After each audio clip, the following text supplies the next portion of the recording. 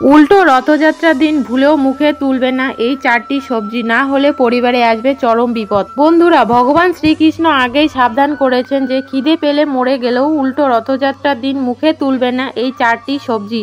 আর আপনারা যদি ভুল করে এই 4টি সবজি খাদ্য হিসাবে গ্রহণ করেন তাহলে পরিবারে অমঙ্গল হবে সুনিশ্চিত, বিশেষ করে স্বামী সন্তানের ক্ষতি হবে। তাই বন্ধুরা, এই 4টি বিষয়ে অবশ্যই মেনে চলার চেষ্টা করবেন। আর আপনারা যদি এই সবজিগুলোকে ভুল করেও খেয়ে থাকেন তাহলে নিজের বিপদ নিজেই ডেকে আনবেন। হ্যাঁ বন্ধুরা, আপনি একেবারেই ঠিক শুনেছেন, নরক সমান যন্ত্রণা আপনার জীবনে নেমে আসবে, আপনার পরিবারে ছারখার হয়ে যাবে, সেই সঙ্গে জীবনে আরো অনেক কষ্ট লেগে থাকবে। শুধু তাই নয় বন্ধুরা, আপনার বাড়িতে বাস্তু দোষও সৃষ্টি হবে ও অশুভ শক্তি বৃদ্ধি পাবে, যার ফলে আপনারা কোটিপতি থেকে ভিখারি হয়ে যাবেন। হ্যাঁ বন্ধুরা, সংসার জ্বলে পুড়ে নষ্ট হয়ে যাবে এবং সংসারে দারিদ্রতা ও অমঙ্গল নেমে আসবে।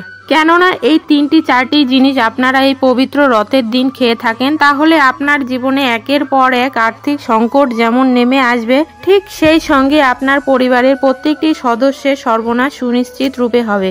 বিশেষ করে প্রভু জগন্নাথ দেব এতটাই রুষ্ট হবেন যে আপনার স্বামী সন্তান হতে পারে চরম বিপদের সম্মুখীন। বন্ধুরা, আপনারা যেমন এই 3-4টি সবজি বাড়িতে রান্না করবেন না, ঠিক তারই সঙ্গে এই সবজিগুলো বাড়ির বাইরেও কখনো খাবেন না, কেননা এই সবজিগুলোর সাথে শ্রী জগন্নাথের বিশেষ ভাব সম্পর্ক রয়েছে। হিন্দু শাস্ত্র মতে এই পবিত্র রথের দিন বাড়ির মধ্যে এই 3টি সবজি রান্না করা যেমন উচিত নয়, এর ফলে নেমে আসে জীবনে ভয়ঙ্কর সর্বনাশ। শুধুমাত্র রথের দিন বা উল্টো রথযাত্রার দিন খাওয়া থেকে বিরত থাকতে পারেন, তার ফলে আপনার সংসারে আয় উন্নতি ভীষণভাবে বৃদ্ধি পাবে এবং সেই সঙ্গে জীবনে নেমে আসবে অপার সুখ শান্তি এবং সমৃদ্ধি। বন্ধুরা, আলোচনা শুরু করার আগে আপনারা যদি এই চ্যানেলে নতুন হয়ে থাকেন তাহলে চ্যানেলটা সাবস্ক্রাইব করে দেবেন। আর ভগবান শ্রী জগন্নাথ দেবের আশীর্বাদ পেতে এবং কৃপা পেতে নিজের সুখ শান্তিকে বৃদ্ধি করতে চান, যদি আপনারা চান সারা জীবন সুস্থ এবং নীরব দীর্ঘ জীবন যাপন করতে চান, তাহলে জয় প্রভু জগন্নাথের জয় অবশ্যই কমেন্টে বলে যান।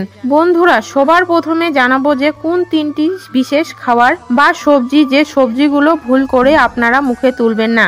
আর সেই সবজিগুলোর মধ্যে প্রথমটি হচ্ছে পটল। হ্যাঁ বন্ধুরা, আপনি ঠিকই শুনেছেন, আপনারা শুনে অবাক হচ্ছেন, কিন্তু এই পবিত্র রথযাত্রার দিনে কোনো পটল খাবেন না। সেই বিষয়ে আপনাদের শাস্ত্রমতে যথাযথ কারণগুলি এখানে উল্লেখ করা হয়েছে।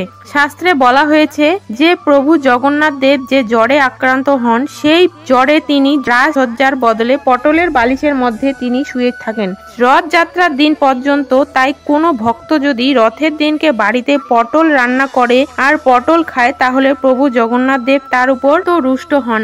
এর ফলে আমাদের শারীরিক যেমন একের পর এক বিভিন্ন রকমের রোগ বাধা দেখা দেয়, ঠিক সেইভাবে ব্যক্তির জীবনে নেমে আসে চরম ভয়ঙ্কর অন্ধকার। যাই হোক বন্ধুরা, এরপরে দ্বিতীয় যে সবজিটি কথা আপনাদেরকে বলবো সেটি হচ্ছে শাক। হ্যাঁ বন্ধুরা, আপনি ঠিকই শুনেছেন, কারণ এই পবিত্র রথযাত্রার দিন যে কোনো সবুজ শাক কখনোই খাবেন না। বন্ধুরা, এই শাক জাতীয় বিশেষ করে কলমি শাক, লোটে শাক, লাল শাক, পুঁই শাক এবং লাউ শাক, এই সকল শাকগুলি আপনারা ভুলেও এই পবিত্র রথযাত্রার দিন কখনোই খাবেন না। আর আপনারা যদি ভুল করে এই শাকগুলি খেয়ে থাকেন তাহলে আপনার জীবনে নেমে আসবে চরম অন্ধকার দুর্ভাগ্য। কেননা বন্ধুরা, আমাদের শাস্ত্র মতে প্রভু জগন্নাথ, বলরাম ও সুভদ্রা স্নানযাত্রা থেকে শুরু করে রথযাত্রা পর্যন্ত জ্বরে আক্রান্ত হওয়াকালীন সময়ে পটলের বালিশের মাথা রেখে কলমি সাজ্জার মধ্যে তিনি শুয়ে থাকেন। তাই পবিত্র রথযাত্রার দিনকে ভুল করেও এই কলমি শাক এবং পটল স্পর্শ করা উচিত নয়। বন্ধুরা, এর ফলে প্রভু জগন্নাথ দেবের অশেষ কৃপা করবেন। যাই হোক বন্ধুরা, এরপর তৃতীয় যে জিনিসটার কথা আপনাদের বলবো, তেতো জাতীয় যে কোনো জিনিস যেমন উচ্ছে বা করলা।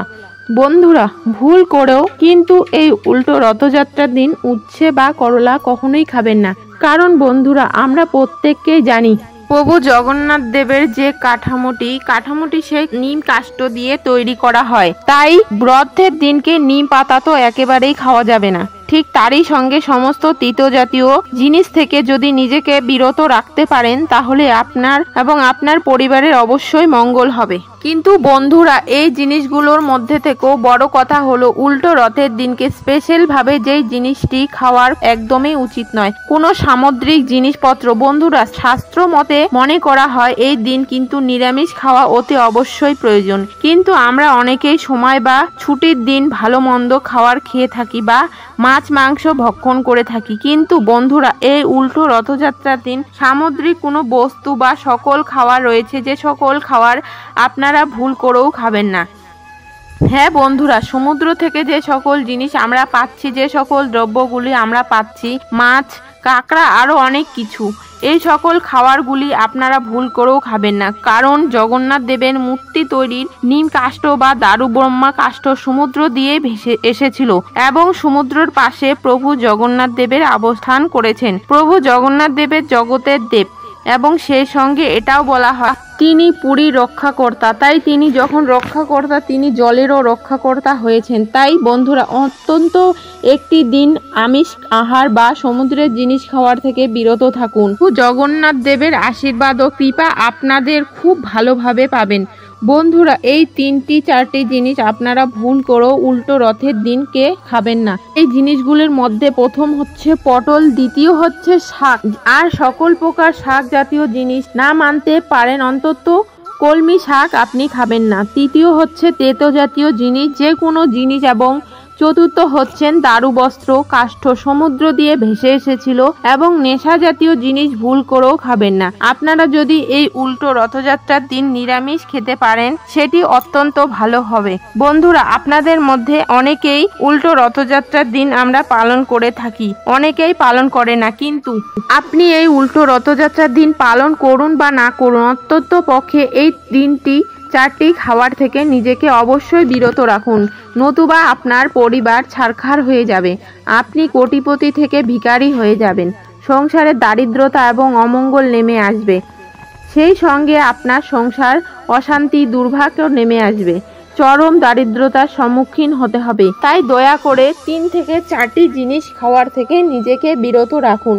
আর আপনারা যদি এই সমস্ত খাবারগুলিকে খাদ্য হিসাবে খান তাহলে আপনার পরিবারের উপর প্রভু জগন্নাথ দেবের অত্যন্ত রুষ্ট হবেন এবং আপনারা কেউ রক্ষা করতে পারবে না। তাই বন্ধুরা, আপনারা যদি রাস্তার ভিখারি হতে না চান তাহলে অতি অবশ্যই এই খাদ্যগুলি কখনোই খাবেন না।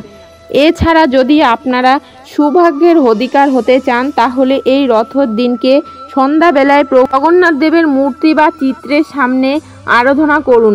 আপনার বাড়িতে যদি প্রভু জগন্নাথ দেবের কোনো মূর্তি বা চিত্র না থাকে তাহলে আপনারা স্বয়ং ভগবান শ্রীকৃষ্ণের পূজা এবং আরাধনা করুন এবং সেই সঙ্গে নিবেদন করুন সাদা বাতাসা, মিশ্রি এবং তুলসী পাতা।